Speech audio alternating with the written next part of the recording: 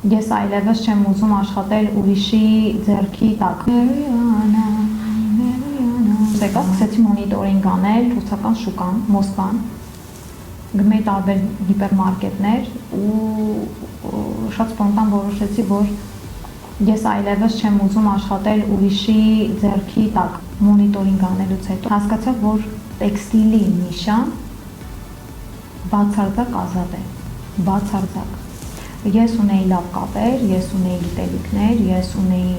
մեծ ամբիցիաներ, արդեն իսկ Մոսկվայից ես սկսել էի կլիենտսկի բազա հավաքագրել ինձ մոտ, սկսել էի պայմանագրերի վրա աշխատել, մինչև որ եկա Հայաստան, բացեցի կազմակերպություն ու սկսեցի աշխատել։ Համատեղ նաև Հայաստանում հյուրանոցների, տարբեր սուպերմարկետների հետ եմ ժամանակին համագործակցել, այդ ժամանակ դեռ մենակ էի։ Իմ հիմնական դիրքը եղել է արտահանումը եւ արտահանում մեծաքանակ։ Ես միշտ ցանկացել եմ, որ հայկական ինչ-որ բան ստեղծեմ ու հայկականը պարտադիր դարձնեմ լսելի։